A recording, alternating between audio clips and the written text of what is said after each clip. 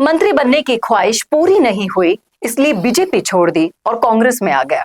और कांग्रेस में भी शायद अकाल था आदिवासी नेताओं का, इसीलिए झोली फैलाकर स्वागत किया गया कि आइए आइए, हमारे पास तो कोई नेता ही नहीं था, आप आ गए तो कमी पूरी हो जाएगी। तो क्या मालवीय कांग्रेस में जाकर अपनी ये इच्छा पूरी कर पाएंगे? बन जाएंगे मंत्री? मिल जाएगी कुर्सी? करेंगे इस मुद्दे पर चर्चा इस वीडियो में, इसलिए बने रहेगा आखिर तक हमारे साथ। नमस्कार, मैं हूं चेतना शर्मा। आप देखना शुरू कर चुके हैं संवाद भारत का। भारत के लिए बातचीत के लिए मेरे साथ मौजूद है हमारे editor in chief Varun Bhansali जी।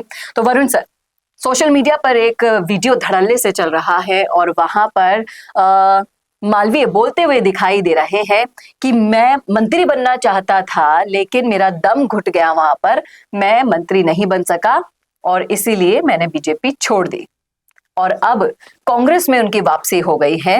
लोग बाग भी ये कह रहे हैं कि कहीं ना कहीं कांग्रेस में भी आदिवासी नेता था ही नहीं, मालवीय जितने पद का कद का नेता था ही नहीं, इसीलिए उन्होंने भी तुरंत इस अपॉर्चुनिटी को ग्रैब किया।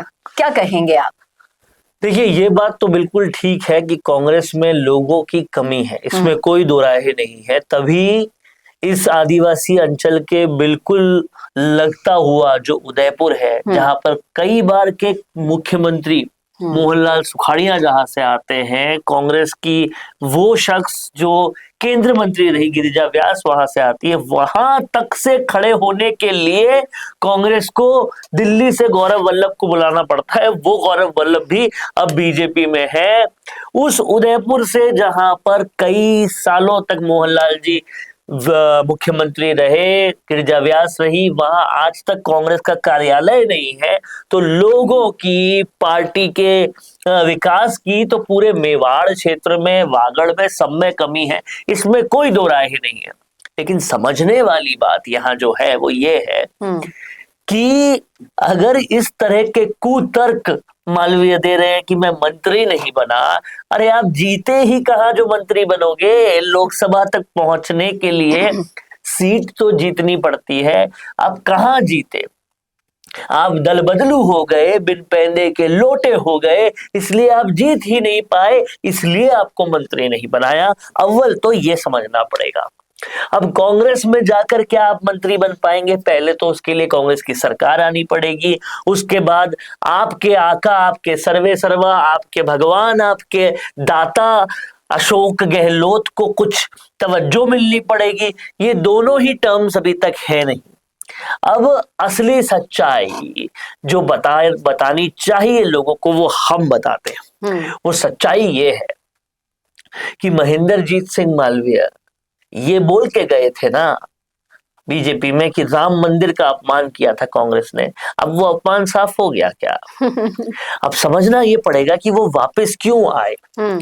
सत्ता के गलियारों में ये बातचीत बहुत तेजी से हो रही है कि वापस कांग्रेस में महेंद्रजीत सिंह मालवीय को बीजेपी ने ही भेजा है। अब इस गणित को समझिएगा क्यों भेजा है।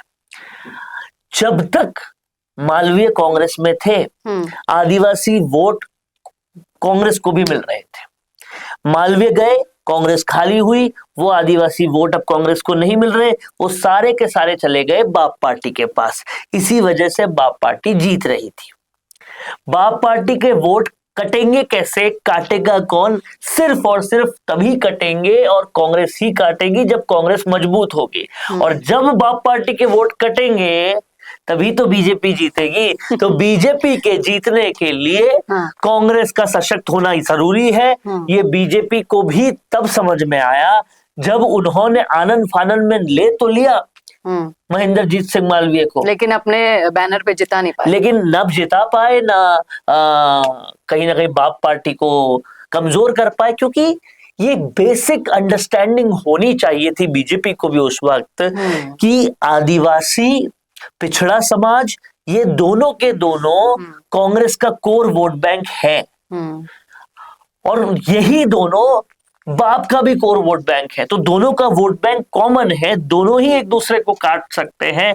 अगर कांग्रेस वहां पे कमजोर और खत्म हो गई तो भाजपा के लिए वोट काटने वाला कोई नहीं बचेगा। तो आदिवासी नेताओं की कमी इतनी क्यों है, मुझे ये समझ नहीं आ रहा। गणेश घोगरा कांग्रेस में है, काफी तेज तर्रार नेता है। गणेश घोगरा कांग्रेस में है, लेकिन महेंद्रजीत सिंह मालवीय जैसा कद नहीं है, कई बार के मंत्री नहीं रह चुके हैं। लेकिन आप बढ़ने का मौका ही नहीं देंगे, आगे आने का मौका ही नहीं ये देंगे। तो कांग्रेस की पुरानी आदत है, बढ़ने का मौका कहाँ नए नेताओं को देते। लेकिन आदिवासियों को जितना बेवकूफ समझने की कोशिश अभी भी कर रहे हैं, इतने हैं नहीं। आप देखिए, जाकर देखिए 33वां आदिवासी जो महासम्मेलन हुआ है, क्या मानते हैं आप, 2.5 लाख आदिवासी एक दिन में वहां पहुंच रहे हैं।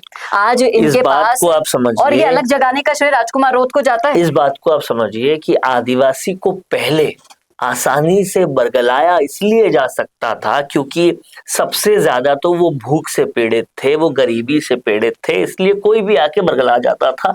सही डायरेक्शन देने वाला आदमी उनके पास नहीं था तब तक, और वो शायद अब राजकुमार रोत आ गए। अब राजकुमार रोत आ गए हैं, जो उन्हें बता रहे हैं तुम्हें बेवकूफ बनाया जा रहा है। और उनका साथ कौन दे रहे हैं? उनका साथ खुद मालवीय दे रहे हैं, जो दिखा रहे हैं कि हाँ मैं बेवकूफ बना रहा हूँ, कभी जाता हूँ बीजेपी में, कभी कांग्रेस में आ जाता हूँ। तो यानी कि आप ये कह रहे हैं कि राजकुमार रोत एक ऐसे विकल्प बन गए हैं, उसे बीजेपी से कांग्रेस में जाकर मालवीय रिप्लेस नहीं कर पाए जाहिर तौर पर। और कांग्रेस में वापस जाने से सबसे ज्यादा फायदा बीजेपी को ही होगा मालवीय के, और कांग्रेस का नुकसान होगा, कांग्रेस का भरसक नुकसान भी होगा और कांग्रेस बाप का भी नुकसान करेगी। और अब जब कांग्रेस ने वापस ले लिया है मालवीय को, लेटर जारी कर दिया है, तो उन्होंने पैर पे कुल्हाड़ी नहीं कुल्हाड़ी पे ही पैर मार दिया है। ये बिल्कुल साफ और सीधी बात है। तो अब समझने वाली बात यह है कि महेंद्रजीत सिंह मालवीय महज एक मोहरा थे, जिस मोहरे को अभी भी बीजेपी पुरजोर तरीके से इस्तेमाल कर रही है। उनको ये समझ में आ गया है कि अब अशोक गहलोत जो मेरे आका थे वो कुछ बचे नहीं, तो जैसा बीजेपी कहती है वैसा मैं कर लेता हूं। वही हो रहा है और वही चल रहा है। तो आज तो आपने बहुत बड़ा खुलासा कर दिया है। मुझे नहीं लगता कि जितनी भी राजनीतिक चर्चाएं इस मुद्दे पर हुई है वहां ये बात उठी हो, लेकिन संवाद के माध्यम से आज आपको ये बात पता चल गई कि महेंद्रजीत सिंह मालवीय बीजेपी के इशारे पर कांग्रेस में गए हैं। अब इसमें क्या होता है क्या नहीं होता है, क्या कांग्रेस में जाकर उनको मंत्री पद मिल जाएगा, उनकी सारे सपने पूरे हो जाएंगे, वो तो आने वाला वक्त ही बताएगा। लेकिन आप जरूर बताइएगा इस विश्लेषण को, अगर आपने सुना है तो इस मुद्दे पर राय जरूर रखिएगा। और देखिए, अगर आप आदिवासी हैं तो भाइयों और बहनों, आपसे उम्मीद हमें यही करते हैं, हम यही कर रहे हैं कि आप तक सच्चाई पहुंचाना हमारा काम है। हर उस पहलू पर बात हम करते हैं जो आपके भविष्य से जुड़ी हुई है, इसलिए उम्मीद करते हैं कि आप इसका मर्म अच्छे से समझेंगे। बहुत बहुत शुक्रिया वीडियो देखने के लिए, और ऐसे वीडियोस के लिए देखते रहिए संवाद भारत का, भारत के लिए नमस्कार।